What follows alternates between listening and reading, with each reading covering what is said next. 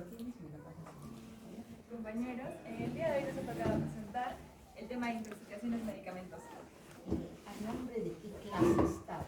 Por ejemplo, en su presentación siempre debe estar la clase, ¿no? Si esto está así sin clase, tienen que colocar la clase. O sea, ¿de qué clase se refiere? Porque de acuerdo a la clase es la clasificación. Son notas diferentes por clases. Ya, en su físico también debe constar las clases. Pues pongo en ese papel y bueno. Ajá. Clase, hora, fecha, todos esos datos de identificación deben estar. Sigue adelante. A continuación voy a empezar con un caso clínico que va a ser una parte en la cual voy a poder explicar también el primer punto que nos toca, que es intoxicación por ácido valproico. Ya, este es el caso clínico de una niña de 13 años, de peso 50 kilos, talla 1,60, que viene al hospital con estos síntomas principales. La paciente no respondía, presentaba midriasis, cianosis y bradicardia. En la descripción del caso es la siguiente.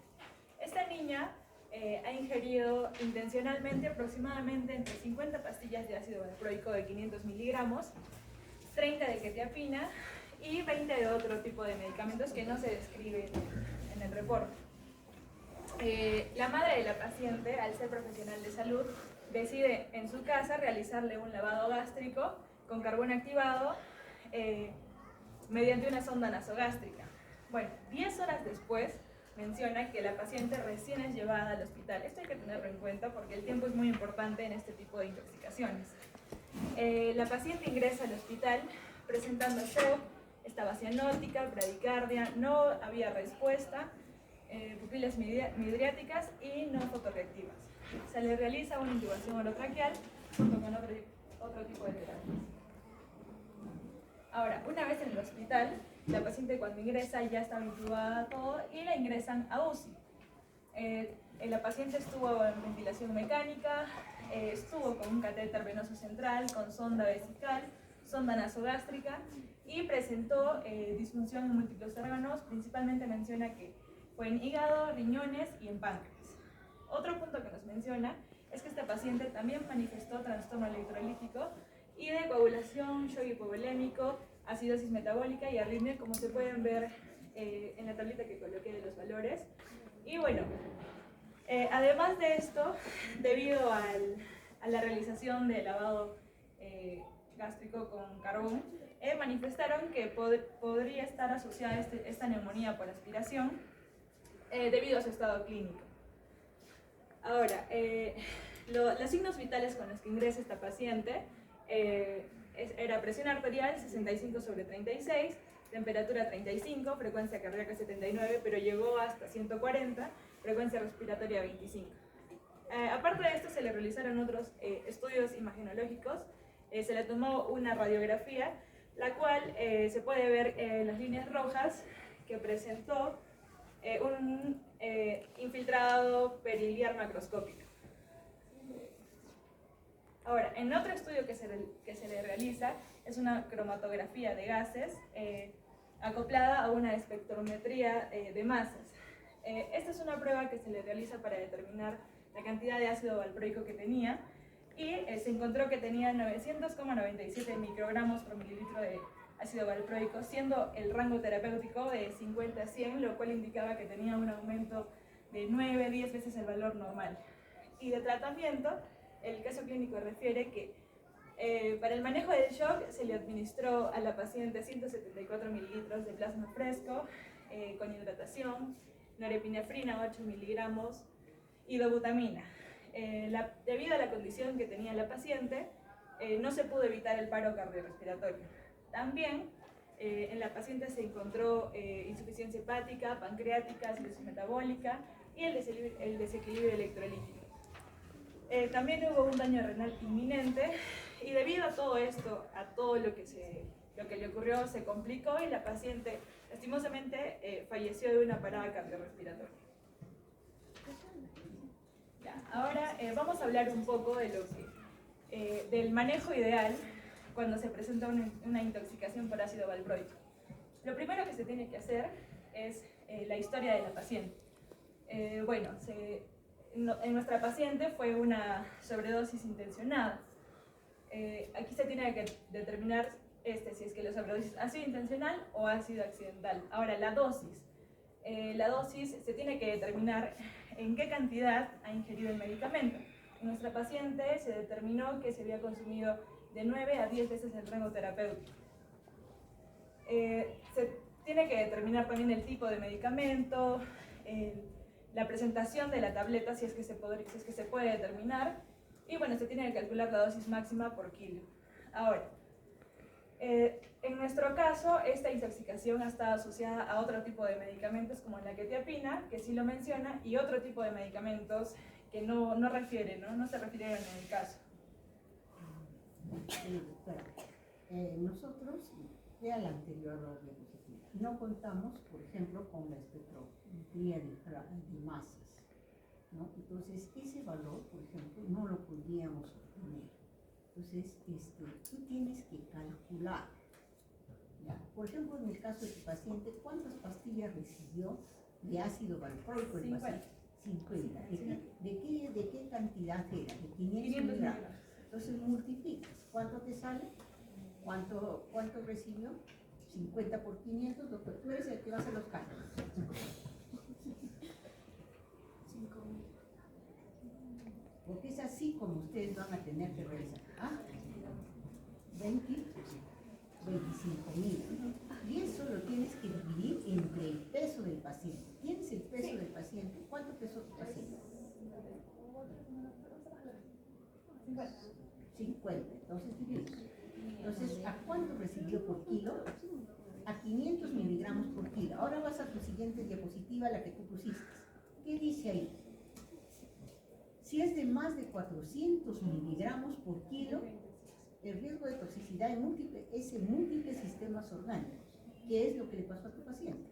Tenía compromiso hepático, renal y pancreático. ¿Ya? Es así como ustedes van a tener que realizar el cálculo.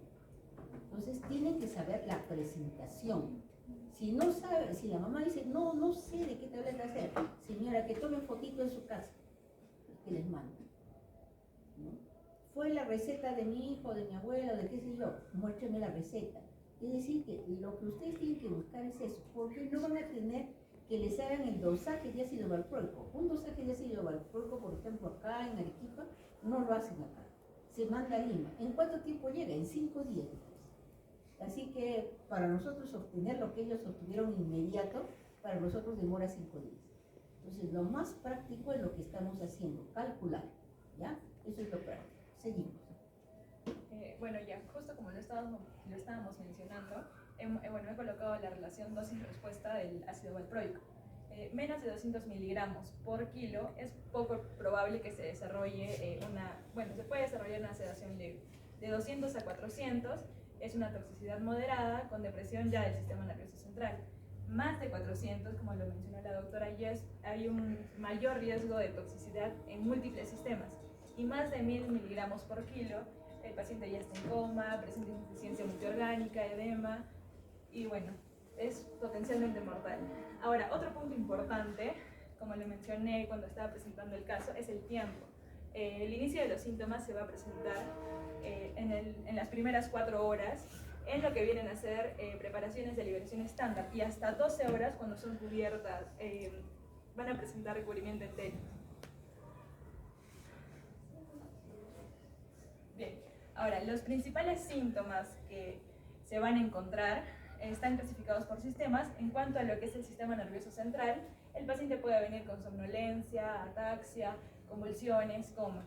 En lo que es gastrointestinal, el paciente puede presentar náuseas, vómitos, dolor abdominal. En cuanto al cardiovascular, hipotensión, arritmias, vamos a encontrar una prolongación del intervalo QT, taquicardias, metabólicos, alteración del AGA, va a haber hipernatremia, lactato elevado, acidosis metabólica, hipocalcemia, hipoglucemia, hiperamonemia, pruebas de función hepática alteradas y bueno, la supresión de inicio tardío. Ahora, eso de hipernatremia, hemos tenido un caso de ácido valproico hace una semana. Entonces, lo que se produce es hiponatremia, no hipernatremia. Y la hiponatremia es severa. Severa se denomina cuando es menos de 120. ¿Saben cuánto tenía el paciente? 102. Así, imagínense, hiponatremia severa, ¿no? Entonces, es hiponatremia. El lactato es elevado, llegó casi hasta 5. Todo eso lo vemos en el AGA y electrolitos. El paciente tenía acidosis metabólica.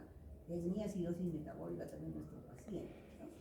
Hipoglicemia, ¿no? Entonces es otra complicación bien frecuente. Todo eso lo hemos visto en el paciente. Pero, por ejemplo, mira, doctora, nosotros no tenemos para hacer en el hospital dosaje de amonio, que era una cosa muy importante, ¿no? Y había hiperamonemia, pero justamente te das cuenta que ya hay este problema cuando empieza a ver el compromiso neurológico, porque el amonio produce encefalopatía. Entonces inmediatamente te das cuenta que ya estás con el amonio elevado. Seguimos. Ya. Ahora, en cuanto a lo que son pruebas complementarias, lo que encontré que la guía recomienda es evaluación por ecocardiografía, que se tiene que hacer inicialmente una vez que el paciente llega, y lo recomendable es hacerla a las 6 horas, repetirla hasta que esté normal.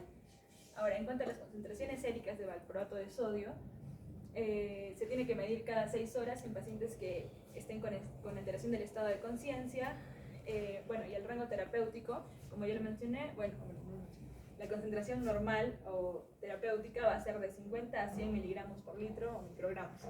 Más de 6.000 micromoles o 800, lo que vendría a ser 850 miligramos por litro, va a estar relacionado a intoxicación grave. Ahora, otro de los puntos importantes, se tiene que tener en cuenta la concentración de glucosa en sangre, porque como ya hemos visto, la mayoría de pacientes van a presentar hipoglucemias. En cuanto a los electrolitos, es necesario realizar las pruebas de función hepática, gases en sangre, amoníaco, que bueno, ya nos ha dicho la doctora que no se realiza con mucha frecuencia aquí, de calcio también. Pero lo pueden pedir particularmente. Si el paciente, por ejemplo, lo necesita y ustedes necesitan ese estudio, pueden pedirlo particularmente. Puede ser que su hospital no lo haga, ¿no? El hecho de que un hospital no tenga todos los estudios no significa que ustedes no ponen en su plan de trabajo lo que se necesita, ¿no? Ustedes ponen lo que se necesita. El que no se haga, es cuestión del hospital, no se hace. Usted lo puede pedir particularmente. También pueden poner servicio de estudio, no se realizó, tal vez no cuenta con medios económicos, no se encuentra disponible en el hospital, pero ustedes ponen lo que se necesita. ¿Por qué? Porque ustedes saben el protocolo. ¿Sí? Bien, seguimos. Y bueno, lo que esta guía también recomienda es que en todo tipo de intoxicación se realice un estudio en cuanto a lo que es la concentración de paracetamol. Se realiza igual.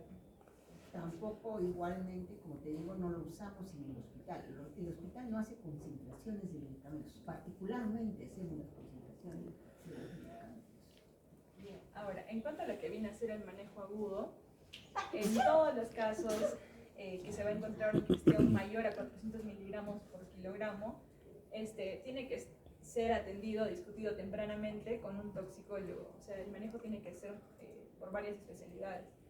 Y bueno, el primer paso es la reanimación. Va a ser el primer tratamiento de apoyo, tiene que tener el paciente una presión arterial adecuada y un equilibrio electrolítico esencial. Ahora, también se realiza la reanimación con líquidos intravenosos a 20 mililitros por kilo en caso de hipovolemias o que el paciente presente hipotensión. Y se tiene que administrar potasio y glucosa si es que es necesario. Ahora, en cuanto a lo que es la descontaminación, igual, esto tiene que seguir siendo discutido con los toxicólogos y se tiene que considerar el uso de carbón vegetal en caso de que haya una ingestión abundante, más de 200 miligramos por kilo, y que la presentación sea dentro de las primeras 4 horas. Ahora, también menciona el uso de carbón activado en dosis múltiples cuando la ingestión supera los 500 miligramos por kilo o niveles por encima igual de ácido valproico. Y se puede considerar o se considera lo que es la eliminación mejorada, que vendría a ser con hemodiálisis en caso de intoxicaciones que sean potencialmente mortales, lo que vendría a ser más de 1 gramo por kilo, o concentraciones del fármaco más de 600 micromoles, que era 850 miligramos. Ahora, Otro punto que menciona esta guía es el uso del antídoto, que es la carnitina. El uso de carnitina como antídoto para el valproato de sodio no tiene una evidencia sólida como tal, pero sí ha demostrado que existen bases biológicas razonadas para poder utilizar este medicamento. Menciona que es de acceso económico y que bueno, se puede considerar el uso de este medicamento cuando el paciente va a presentar acidosis metabólica significativa, edema cerebral, hiperamonemia y hepatotoxicidad. Y bueno, sí está indicado que se comience, bueno, la dosis viene a ser 100 miligramos por kilo intravenoso, seguido de 50 miligramos por kilo cada 8 horas hasta que el paciente salga del coma o se corrija la acidosis. Ahora, en cuanto a la atención y el seguimiento, tiene que ser continuo. Por ejemplo, si es que el paciente ha presentado síntomas leves como ataxia o síntomas gastrointestinales, el paciente puede estar en observación durante 6 horas. Se ingiere una preparación, si es que ha ingerido una preparación de liberación inmediata o mínimo de 12 horas, si se ingiere una preparación con recubrimiento entérico. Y bueno, si es que ya no hay síntomas, el paciente puede ser dado de alta. Ahora, si es que el paciente ha presentado síntomas de moderados a graves o persistentes después de las 6 horas o la ingestión ha sido mayor a 400 miligramos por kilo, por ejemplo, que tenga alterado el estado de conciencia, que esté deprimido, que presente arritmias cardíacas, se tiene que quedar sí o sí en observación. La concentración sérica del ácido valproico tiene que determinarse sí o sí a las 6 horas y si los síntomas persisten, se tiene que consultar con el toxicólogo para realizar el monitoreo ambos. Y bueno, ¿cuándo se va a considerar el alta de estos pacientes? Cuando la escala de Glasgow esté normal, cuando el ecocardiograma que se realiza al inicio y a las 6 horas también esté normal, y bueno, un periodo de observación como ya lo hemos indicado anteriormente. En este caso, que tú presentaste, el paciente no solo había ingerido ácido valproico, sino quetiapina, ¿no? Entonces también hay que sacar igual la dosis tóxica por el lado de la quetiapina, ¿no? Porque se pueden sumar los efectos, como en este caso me parece que fue así, ¿no? Porque el paciente no llegó a 100.000, pero sin embargo el paciente ha fallecido, el paciente que es presentado, ¿no? Porque se han sumado efectos de la quetiapina y el ácido valproico, ¿ya?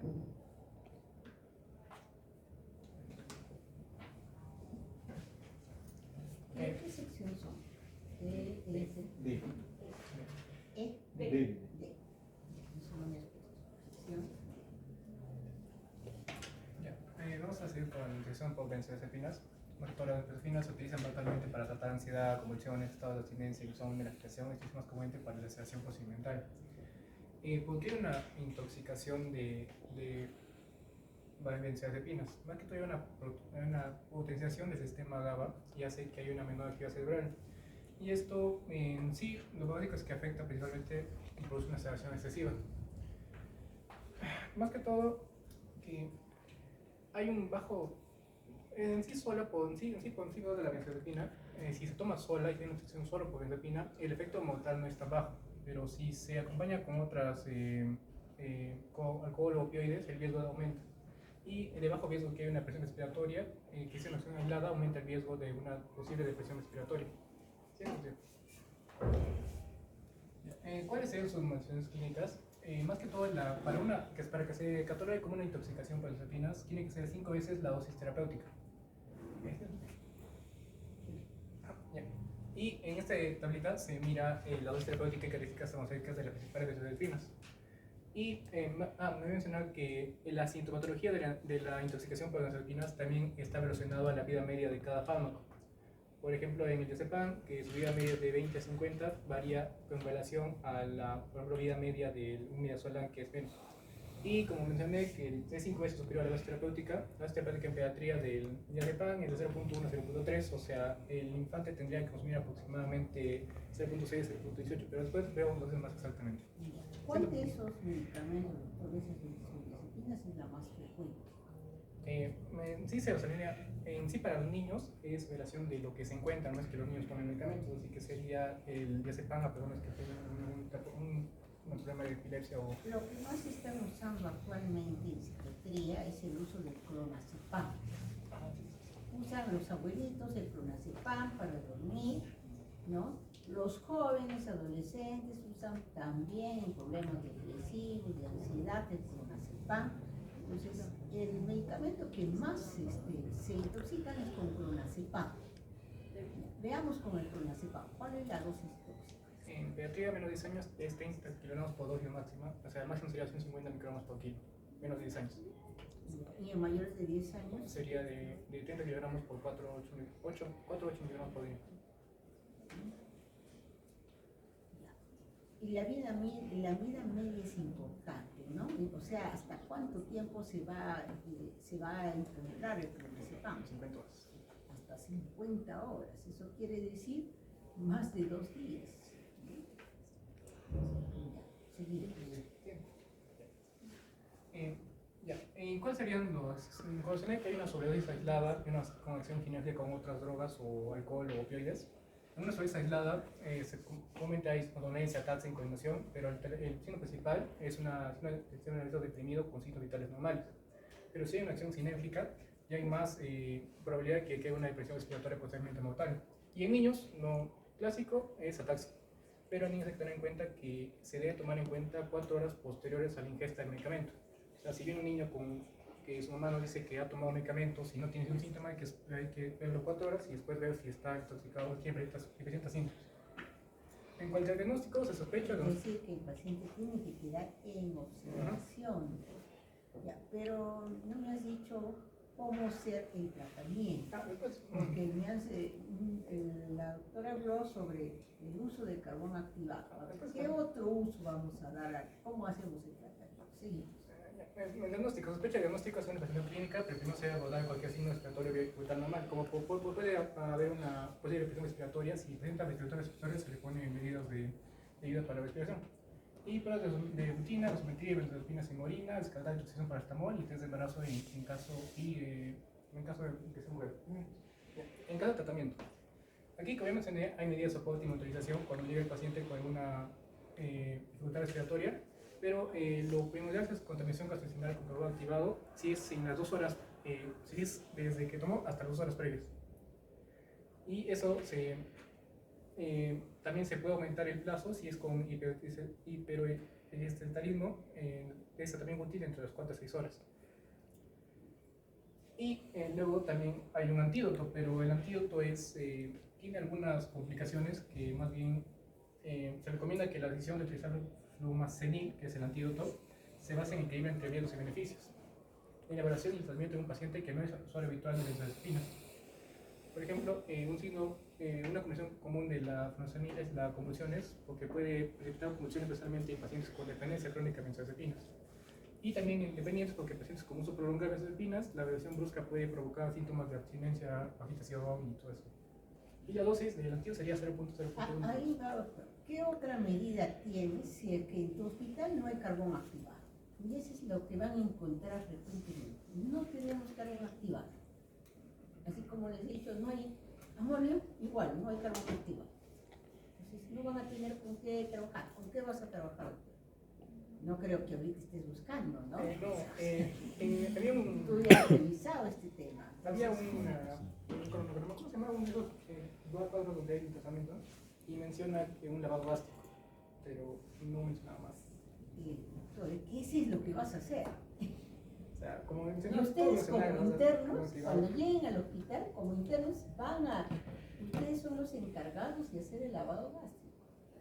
Así que tienen que saber cómo hacer el lavado gástrico. En el Honorio Delgado, la área de lavado gástrico no está en pediatría, está en cirugía. Entonces, primero por ahí, porque ¿dónde hago lavado gástrico? No sé ni dónde. Entonces es en el consultorio de cirugía y no es dentro del consultorio, ¿no? Entras, supongamos este es el consultorio. No, hay un pequeño espacio que será de 1.5 por 1.5, muy angosto. Les escribo todo para que tengan una idea, ¿no? Van a encontrar unas sondas ahí con sus receptáculos de agua y la técnica es la que les va a apoyar, ¿no? Entonces a la técnica me trae agua, debería ser agua destilada, pero es simplemente agua que ha sido hervida. No es el agua del caño, sino es agua de coco. Traen sus jarras de agua de litro y medio, ustedes con su sonda orogástrica la colocan. Las sondas nasogástricas, estas son unas sondas de gel, poco gruesas. Cuando la colocas por la nariz, a veces provocan sangrado, pero por lo que es gruesa. Entonces, es mejor una sonda orogástrica, es más fácil. Pero ¿en qué casos usamos y en qué momento? Por ejemplo, tú me has dicho que hasta 4 horas puedes usar el carbón activado. ¿Hasta qué momento puedes usar el lavado gástrico? ¿Hasta cuántas horas? ¿Ah? 2 horas. No, menos de 3 horas. Si el paciente ha llegado menos de 3 horas de ingesta, puedo hacer lavado gástrico. Lo ideal sería en la primera hora. Excelente. Hace el lavado gástrico. Me ahorro usar plumacenil, todas las cosas. Buen lavado gástrico, excelente respuesta. Primera hora. Segunda hora, bueno, ya se absorbió un poco. Tercera hora se absorbió mucho más. Más de 3 horas no sirve, por gusto. Ya no haría lavado gástrico. Ahora, el paciente llega y está en estado de coma, inconsciente, está convulsionando. ¿Haces o no haces lavado gástrico? No, está contraindicado.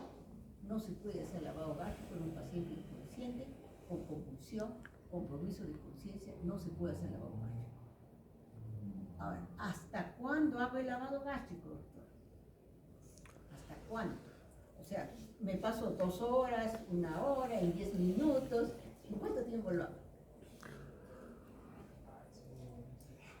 Doctor, solo es el sentido común. Si tú estás absorbiendo con tu jeringa de 20 y absorbes y ves el contenido gástrico con restos del medicamento, no cambia de color, incluso huele el medicamento, ¿no? Y de repente ya sigues haciendo tu lavado, has hecho 1, 2, 3, 4, generalmente 20 litros. 20 litros hecho y ya estoy con mi lavado gástrico con agua clara. Ya no tiene contenido, simplemente estoy bien. Ya ahí paro. Puede ser, doctor, que también tengas que parar antes. ¿Cuándo pararías antes? Supongamos que el paciente empieza a vomitar, doctor. He tenido un caso, estábamos haciendo un lavado gástrico y de repente el paciente empieza a vomitar. Empieza a vomitar por la nariz, la boca, ya la sonda no servía para nada, se había obstruido la sonda. Y el paciente, otro interno doctor está monitorizando, monitoreo humano, ¿no? Está monitorizando la frecuencia cardíaca, su saturación, todo. El paciente empieza a desaturar, taquicardia. Como empezó a tener esto, no respiraba y empezó a desaturar. Entonces, ¿sigo haciendo el lavado gástrico? No, ¿viste, doctor? O sea, no está escrito, pero yo te estoy describiendo para que tú tomes acciones. Tú paras el lavado gástrico, sacas al paciente, aspiras secreciones, debes tener un aspirador constante y aspirar secreciones, nariz, boca, y al toque me lo llevo, ¿no? Porque el paciente, si no respira, voy a tener que intubar. Si respira, el paciente ya. Ahora, para entrar al lavado gástrico, ¿qué le pasó a la? ¿Recuerdas que la doctora nos había dicho que el caso era de un familiar médico o que era un familiar de Su mamá era Imagínate, pero ¿qué había hecho? En su casa lo había hecho. ¿Tenía vía el paciente para hacer el lavado gástrico? No tenía vía. ¿Y cuánto les he dicho que sacamos? 20 litros. O sea, he puesto 20 y 20 ha salido. O sea, quiere decir que he producido un desequilibrio hidroelectrolítico. O sea, que el paciente se va a poner hipotenso. O sea, que yo para ponerlo ahí, doctor, o sea, hago el lavado gástrico y ya le estoy poniendo una vía, estoy con su cloruro. El paciente está con su cloruro, estoy haciendo un lavado gástrico y el paciente está con su cloruro. O sea, si se me descompensa, retiro la sonda, aspiro al paciente, está con su vía, lo paso, le pongo oxígeno, ¿no? Lo tengo que intubar de repente, ya hago todas las maniobras que corresponden. O sea que no lo puedo hacer en mi casa, ¿no es cierto? Porque también nos pasa a nosotros, no, ustedes se ven siempre jóvenes, de repente proyectense de acá a unos años con un hijo adolescente y hace este problema, ¿no? Y que a ustedes se les dé la gran iniciativa de hacerlo en su casa y que en lugar de mejorar, hemos empeorado a nuestro propio hijo, ¿no? Cosa que no hubiéramos querido, ¿no? Entonces todo eso tenemos que pensar en un lavado hogar. Ahora, también les digo, ya en el siguiente grupo tiene sus características el siguiente grupo, que va a ser en este caso los plaguicidas, es diferente. ¿Y cómo estoy yo vestido, doctor, para hacer el lavado hogar? ¿Me voy así como tú? No, doctor, me pongo mascarilla, me pongo un mandil descartable y si es posible, me pongo incluso un mandil plástico que vaya, porque puede ser que te mojes, o el paciente puede ser que bote el agua, que está así peleando, te patee el agua, te bote el agua y te moja tu todito, ¿no? Entonces eso.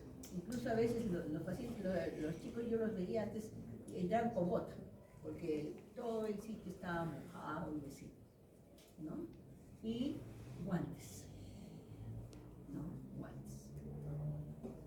Recordar que la boca en el niño, como el niño está peleando contigo, no está sedado para hacer el lavado oral. El niño está consciente, así que está peleando contigo. Por eso se necesita que otra persona lo haga, porque también si tú metes tu mano acá para colocar la zona, lo amor, eso también nos va a pasar. Entonces, todas esas cosas yo los estoy poniendo en un evento, ¿no? Real. Porque una cosa es la teoría y otra cosa es la práctica. ¿Ya? Seguimos. Luego seguimos con el paracetamol. Bueno, todos dicen paracetamol. ¿Y cómo te intoxicaría el paracetamol? Más que todo, producción por una protoxina, que es el NAPQI. Más que todo es un metabolito que es reactivo. Más que todo sería así. Y en caso de sustitución sería un agotamiento de glutatión y ya no se procesa el NAPQI y hay una saturación de vías metabólicas y por eso hay un exceso de NAPQI. Esto produce un estrés oxidativo y una explosión mitocondrial.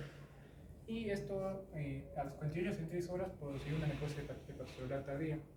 ¿Qué factores de riesgo aumentarían la gravedad de una intoxicación? Y varía en la mayor cantidad de intoxicación de paracetamol, una sobredosis masiva, una depresión del glutatión, más que todo porque hay ayuno o desnutrición en el paciente, inducción enzimática, más que todo por alcohol crónico, pero en este caso no aumentaría mucho, dosis escalonadas, una saturación continua del medicamento y enfermedad hepática crónica, etc. ¿Cuál sería el caso clínico? Más que todo la flexibilidad es el sello distintivo de la sobredosis por paracetamol y la evaluación de tratamiento puede dividirse en 4 etapas. Está la etapa aguda, que es de 1 a 24 horas, con náuseas y vómitos, malestar y diaforesis. La etapa silenciosa, que es más o menos igual como lo mencionó la doctora de el cuerpo extraño, hay una recuperación de síntomas, pero hay una patología leve dolorosa. En el caso de etapa de daño hepático máximo, es de 48 a 96 horas, ya aparecen todos los síntomas, vómitos, histeria progresiva, anomalías máximas de la función hepática, la función hepática fulminante y la muerte son poco frecuentes en niños. Y la etapa de resolución de 4 a 14 días con resolución progresiva y generalmente completa. La gravedad aumenta si los niveles de sangre de paracetamol superan la línea de tratamiento del hemograma, que es más de 200 microgramos por mililitro a las 4 horas, 100 microgramos por mililitro a las 8 horas, 50 microgramos por mililitro a las 12 horas. Bilirrubina más de 4, o transaminasas más de 1000, y tiempo de hemoglobina prolongado. El diagnóstico se utiliza el hemograma de Womack-Matthews, pero esto es solo en dosis únicas, no es como en dosis continuas. Más que todo sirve para estratificar el riesgo y seguir el tratamiento. Se basa en las horas de ingestas y el nivel de paracetamol en la sangre, y se traza una línea con posible toxicidad o probable toxicidad. También se utiliza metanferasas, más que todo el marcador de daño hepatocelular, más de 1000 indica patoxicidad significativa. Un INEB, marcador de función sintética del hígado, un INE más de 3 indica fallo hepático, clave. Y producto de multiplicación, más que todo es paracetamol por alanina, que es un elemento útil para estratificar el riesgo de casos de ingesta escalonada de tipos conocidos, más de 10.000, eso se comenta riesgo. Ya, el tratamiento. También se saca un activado y reduce la producción del sistema de paracetamol. Ya sabemos que en todos los pacientes con intoxicaciones medicamentosas o ponemos carbón activado si es que tenemos a disposición, de repente en el seguro si lo van a tener, ¿no? Los que estén en el seguro, en el MINSA no van a tener carbón activado y van a realizar su lavado. Y porque todos serían las mismas indicaciones. Aunque no lo crean, pero en el seguro, yo una vez he estado internada en el seguro, así que estaba en emergencia, tampoco tenían carbón activado, usaban la hogar igual. ¿Ya? Entonces, lo más probable es que lo más frecuente que hagan es lavado gato. Seguimos. Antídoto. Sí, sí son las mismas indicaciones y no están recomendadas en infectas repetitivas. El antídoto es el N-acetilcisteína, que me pone las reservas de glutatión, es el que se acaba, y esto es para desertificar el metabolitos tóxico que es el natrio. Efectividad máxima en las primeras 8 horas. Hay dos tipos de administración, vía intravenosa y vía oral. Vía intravenosa acaba de ser un 50, bueno, ahorita digo, y vía oral, más que todo, tiene que tener en cuenta que la vía oral no se puede mezclar con el carbón activado porque el carbón absorbería el antídoto. Ya. Ese es el algoritmo para tratar la ingesta de agua de paracetamol. Más que todo, si eso no es tóxica, de 0 a 2 meses y toma más de 5 miligramos por kilogramo, evitan las dosis. 3 a 6 meses 150, 6 meses 200, niños de factor de riesgo más de 75. Y también las horas. Menos de 4 horas se administra el carbón activado o el lavado gástrico, si es menos de 2 horas y se observa clínicamente. Si es de 8 a 24 horas, se comienza el antídoto. Y si es de 4 a 8 horas y todo sigue a niveles de sanguíneos. Niveles de paracetamol, presión hepática y renal. Y se contrasta con el cronograma hemomático para ver si tiene efecto de toxicidad. Si niveles no son tóxicos, se da de alta con observación y con una observación y conducta. Y si todavía tiene niveles de toxicidad, se da un tratamiento completo con N-acetilcisteína intravenosa. Y si a pesar de eso sigue sintomático, continuar con N-acetilcisteína y contactar con centro especializado en trasplante hepático porque ya el paciente tendría fallo. Muy bien, vamos a ir a la práctica. ¿Te acuerdas de que, como sacamos del ácido valproico, tenemos que saber las presentaciones de paracetamol? Paracetamol es bien frecuente. Lo más frecuente que en una casa se tenga es paracetamol para la vida. Lo mínimo que tiene, cualquier persona tiene paracetamol, y paracetamol es de venta sin receta. Así que en cualquier casa existe paracetamol. Es el medicamento más frecuente. ¿Cuáles son las presentaciones de paracetamol? Primero en jarabes, gotas y tabletas. Gotas, usamos por gotas. Justo me mencionaban que el carbón activado o el lavado no se usa en caso de gotas o jarabe porque la acción es más rápida y no se sabía cuánto tiempo ha pasado desde que empezó a absorberse. Y Gotas. ¿Cuál es la presentación, doctor? No lo puse, doctora. Pero sí es 500. Adultos, tabletas, vienen de 500.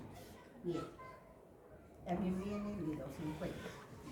Perfecto. Pero vamos al jarabe. El jarabe viene de 120 miligramos por 5 mililitros. Y las gotas vienen de 100 miligramos por mililitro. Un mililitro equivale a 20 gotas. Entonces, no solo es eso lo que tenemos que saber, sino, por ejemplo, en el caso de jarabes, nos tiene que decir el jarabe. Hay amor que no es el jarabe. Y tenemos que fijar, ¿de cuánto tiene el jarabe? Por ejemplo, la última vez, en esta semana tuve un caso de paciente con intoxicación por clorfeniramina. La clorfeniramina viene de 2 miligramos por 5 mililitros.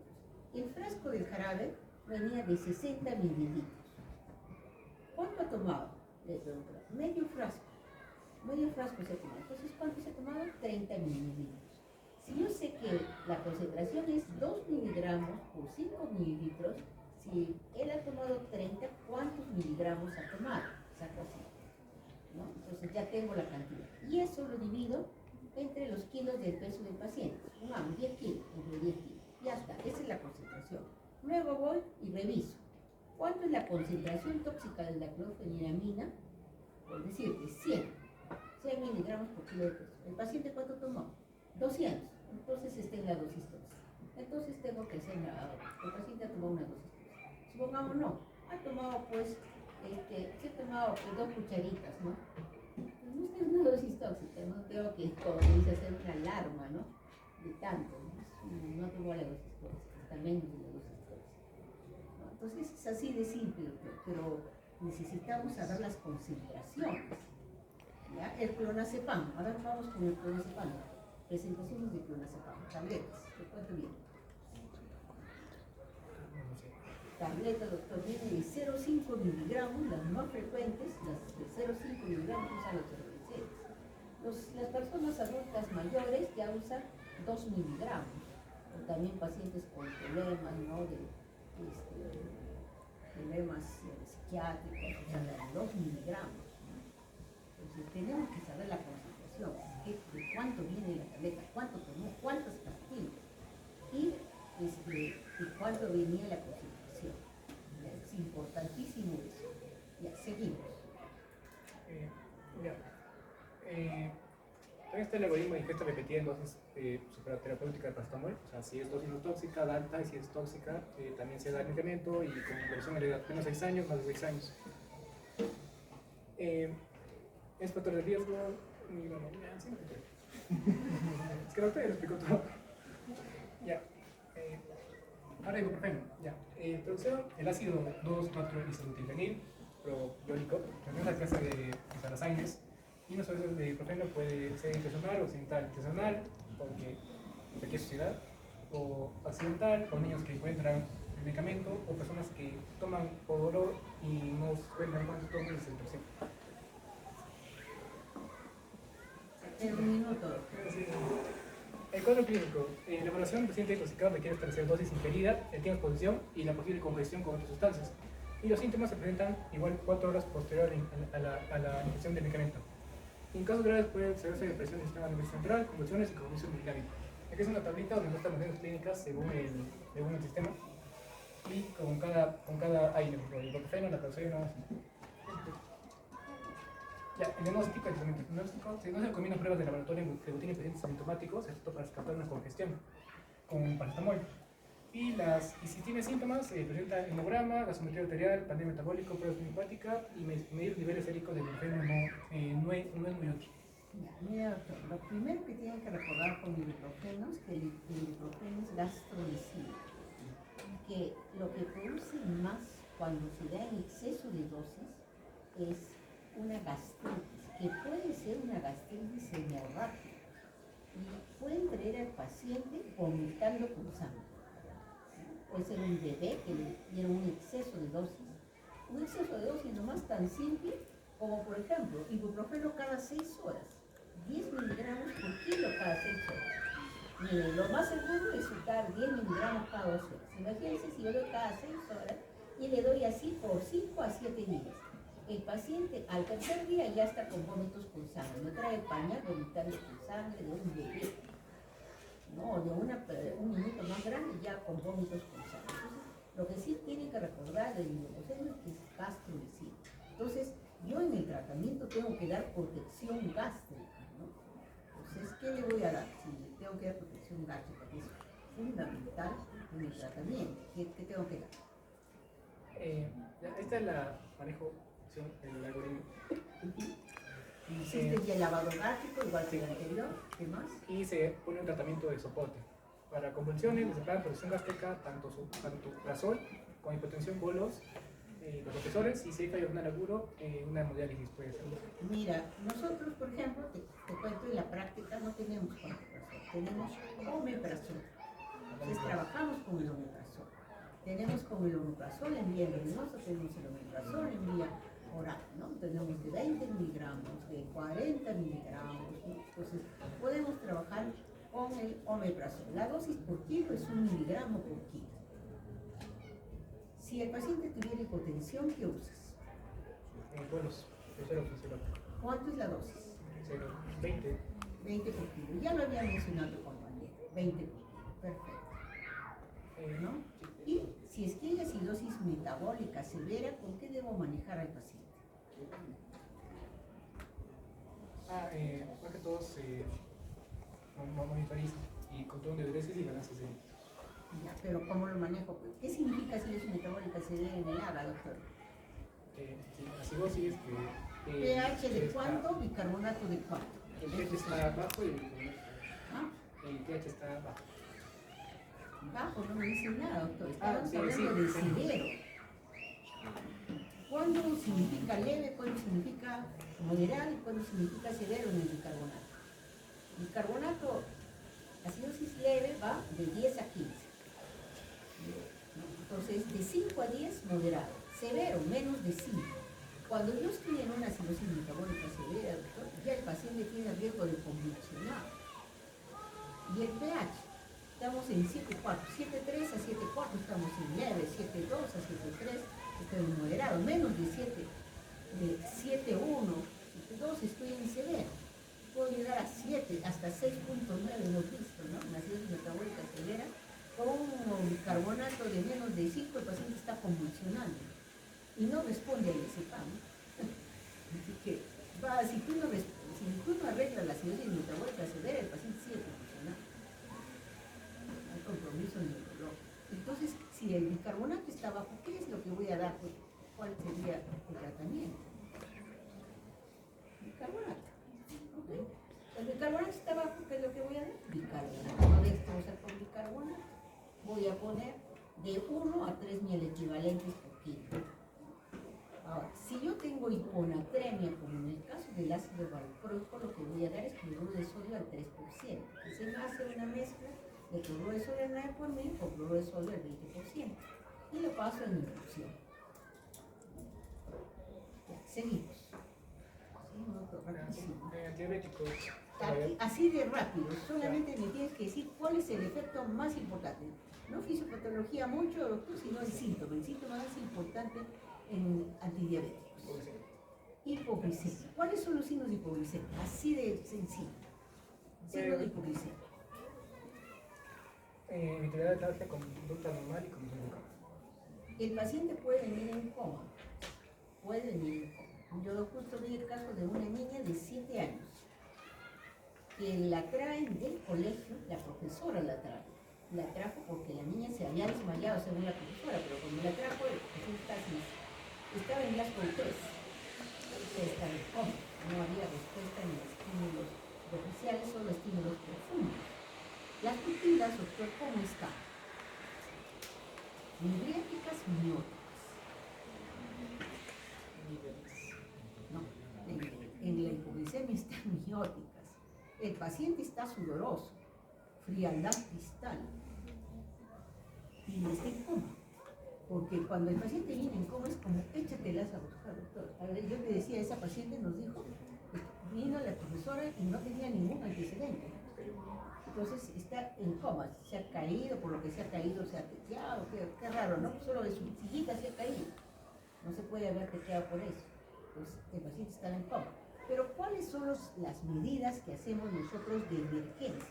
Frente a un paciente que entre en coma, todo paciente que entre en coma, lo primero que hacemos, todos tenemos hemoglucotés en la emergencia en la mano. Entonces sacamos nuestro hemoglucotés, le ponemos, le dosamos el hemoglucotés, la glicemia en el dedito del paciente. No necesitamos mandar al laboratorio. En segundos, yo sé cuánto es el valor de la glucosa. Y en ese paciente le medimos 20. 20, un niño de 7 años, 20, está hipoglicémico. Entonces, en eso, ya en que hicimos eso, pasaron unos minutos, en eso ya llegó su abuelita. Esta niña vivía con su abuelita. Señora, ¿qué ha pasado? Seguro que la niña se ha tomado algo. Usted, es decir, está enferma, consume algún medicamento, le preguntamos a la señora. La señora, sí, soy diabética. ¿Qué toma? Diabetes. Ah, ya, señora, pero le faltan los medicamentos. No le falta ningún medicamento a la señora, ¿no? No me no seguro, porque el niño tiene hipoglicemia, seguro se ha tomado. Bueno, pues entonces hemos hecho el manejo de la hipoglicemia. ¿Cómo hicimos? Ahora, ¿cómo se hace el tratamiento? Primero es el ABC estabilizado. No, ya pasamos eso. Le tengo que poner su antídoto, la glucosa. ¿Cómo le hacemos? Si está consciente de programación por lado. Si no tiene una hipoglicemia aguda, es un bolo de glucosa intravenoso de 0.5 miligramos, 1 gramo por kilogramo. Y si es y de antídoto, indicación es hipoglicemia corriente o refractaria. Trabajamos con la que dice O 5 a 10 mililitros por kilo. Eso es lo que usamos.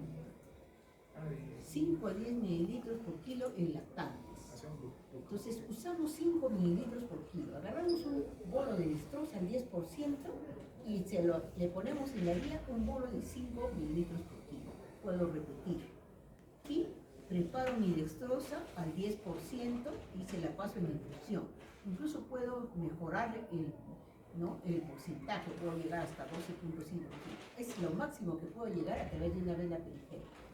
Si yo quiero poner, por ejemplo, como dice ahí, dextrosa al 50%, ¿eso puedo poder poner por una vena periférica? ¿No?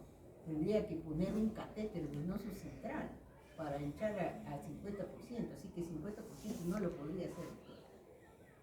¿Ya? Entonces trabajamos con la del 10%. Entonces, miren, le hicimos eso a la niña, ¿no? Le pusimos su bolo, le pusimos su infusión de dextrosa, en 30 minutos la paciente estaba despierta. De lo más común, y estaba conversándonos todo. ¿Qué has hecho? ¿Qué pasó? ¿Qué pastillas te has tomado? Ya, ¿no? Como ya sabíamos que la abuelita tenía, ¿ya estuvo seguro las pastillas de tu abuelita? Sí, dijo la niña. ¿Y por qué tomaste las pastillas? Porque eran dulces. No sabía yo, ¿no? Que las pastillas de dulce eran dulces. Y la niña pensó que eran caramelos y no se había tomado solo ese día, sino que ya hacía como 3 días que la niña se estaba tomando las pastillas, sino que se tomaba de a poquitos. Y ese día que se había de entrar en coma había tomado bastante. Se había tomado todo un mes. Pero los días anteriores se tomaba de 3 en 3. ¿No? Y la profesora, ¿qué había notado? Que ya 3 días antes la niña se dormía en clase. Entonces la profesora pensaba de que la niña no dormía en su casa, ¿no? Y que por eso la niña se dormía en clase en las evaluaciones, y eso era todo. Pero la última vez se desmayó y entró. Eso fue todo, ¿no? Entonces así de sencillo son las intoxicaciones. Y también parecen graciosas, pero en el momento nos ponen bien tensos, ya se van a dar cuenta, nos ponen tensos porque no sabemos qué pasa. Seguimos. Este algoritmo, si tiene glucemia menos 60, si es accidental, se vuelve glucosa entre menos de 0.5 y se le puede dar el antídoto que es el Protorid, como 1, y si la glucosa sigue menos, ahí sí se le da el bolo y la se repite. Y si sube, ya se observa durante 24 horas controlando las glucemias. ¿Cómo se ve el objetivo?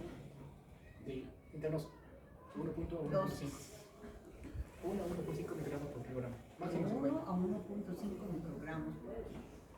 Cada 6 horas intravenoso, ¿no? Porque recuerda que el paciente en este caso estaba en coma. En el caso que te puse del paciente que vino en coma, ¿le hacíamos lavado gástrico o no? No. ¿Viste? Así de fácil. No. No hacemos lavado gástrico. Al toque yo hago mi diagnóstico, pongo mis antídotos y listo, y estoy trabajando. Yes. ¿Algo más? Fotografía y Muy bien.